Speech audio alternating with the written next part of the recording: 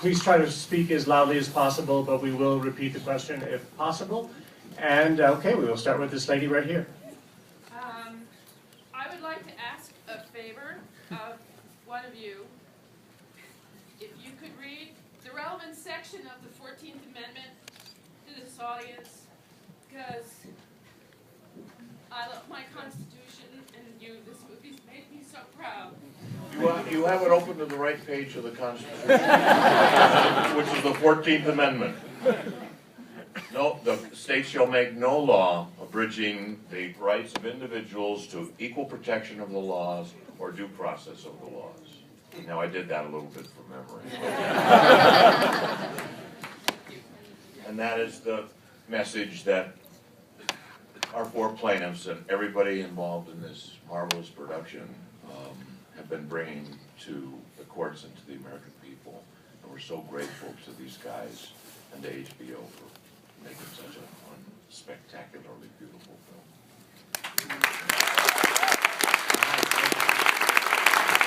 Anyone else? Sure, this lady back there? Yes, you.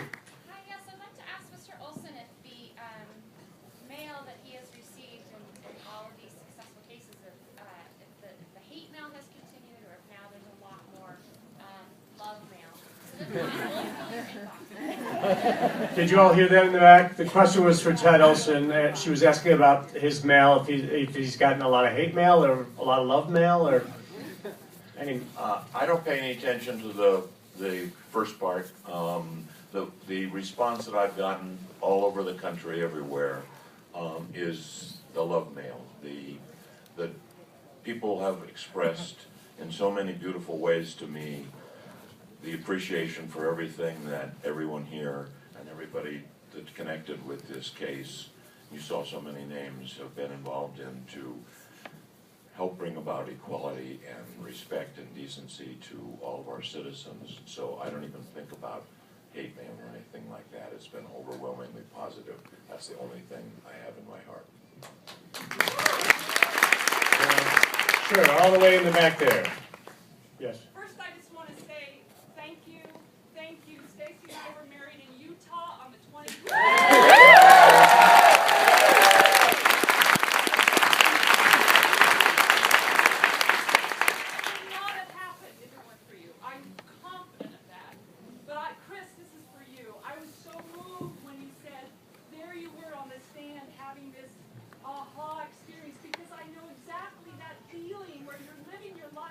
Persevering, right? Just coping. And you don't dare acknowledge this is happening to me, right? Right? And so I just thank you. Talk a little bit about that, because that was so moving and important. Well, congratulations and thank you.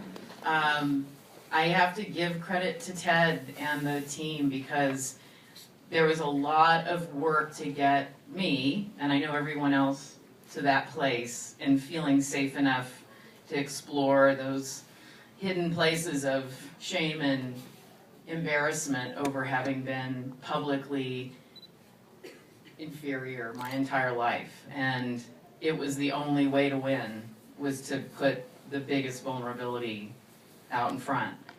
And I know anybody here would have done the same thing if they'd had the help we had.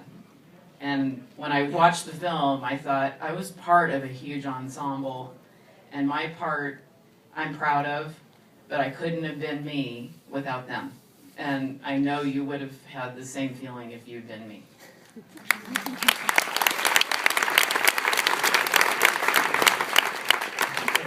Sure, this gentleman right down here. First off, thank you all for what you have given to us. I want to just ask a question of the filmmakers. You had so much footage, and yet you found ways of bringing us into the movie through close shots in elevators, through close-up shots where people were talking directly to us. So we became part of the struggle. Can you talk a little bit about that? Yeah, Sure. I wasn't lying when I said we stalked them for 5 years, and so we were always in their faces, and it's a credit to all these people that they allowed us to follow them so closely. But it was, and Kate and Ben can speak to this as well, but that was a constant conversation in the editing room, was trying to take the audience along with us for the journey, because as you saw in the film, the broadcast was blocked. It was supposed to be televised, and that way they were all very excited about that because that was the way the American public was going to share in this journey. And so once that was blocked, Ben and I felt an incredible burden then to use our film as the way of bringing what went into this trial to the American people. And that was the real goal, was to take you guys along for the journey, to feel like you were in these conference rooms, these courtrooms, and hopefully we did that. And our editor is amazing. Kate Ament is the best editor in the entire world.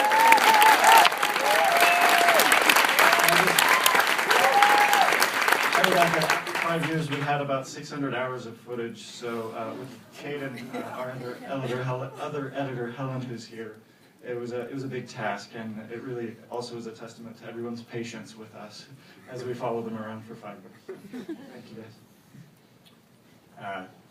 Sure, there's a lady in the back there with the blonde hair, I think. I just first of all like to thank you all. It's an incredible movie. And your children being involved, I have children of similar ages, and the fact that it was based on, the possible, to the detriment of our children, whatever, and to see your children and their strength and their involvement was really moving. And I'm very, it was just wonderful. Thank you. Thank you. We're so proud of them. And I think what was motivating as plaintiffs was always thinking back to being children ourselves and feeling treated poorly. And I didn't want that to happen to our kids, none of whom have yet to come out. Maybe they will, and maybe they won't. But all the kids growing up in our hometowns, like us, hopefully not having this ceiling to punch through that we punched through. And we always felt that because we had our own kids and we could see what it did to them and to their friends to live in this state under that law. There was a gentleman right over here. Yeah, sure. Yeah, again, I just want to echo the thank you from everyone in the audience. But I thought at the beginning of the film, when you were discussing the argument within the LGBT community about moving this forward, that really spoke to me as an activist in my own experience. And I remember having those conversations with a lot of my friends in 08 and 09. And so I think this question's for Chad, but what did you see, when was the moment, did you feel like in the case, where the community more or less came together? And I realize that we're still arguing about this, but what for you was the turning point? And I'd love to hear from anyone else. Did you all hear that in the back? The question was for Chad, when the moment was that he thought that the community actually came together, because as we saw in the film, the community fought them for a while. Yeah, actually right away. There was initially the shock. The shock was on two levels. Number one, that there would be a federal case challenging a marriage ban in this country. Most people thought we needed to wait another 10, 15, maybe even 20 years before we could claim our rights with the federal Constitution. The second shock was the man standing right here to my right. I had the benefit of getting to know him privately as we were preparing and vetting this idea in private. And so I knew him. And I was always confident that once we weighed both sides, reasons why not to do it, and reasons why we should use that Constitution that woman just passed up here for Ted to read from, why we should claim that Constitution. And once we made that decision, I was always certain that ultimately, not only the LGBT advocates who had been against us, but the public at large who was against us would join us and would come our way. And they did just that. After we had the disagreement and after we went to court and the trial, immediately we began working with our colleagues from all of the organizations across the board.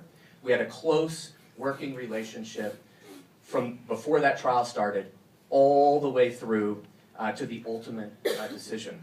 And today I really do believe that this movement is unified as one, and now you see we're over 30 federal cases across this country. Terry planted a seed, and you can see those flowers blooming today, especially right here in the state of Utah.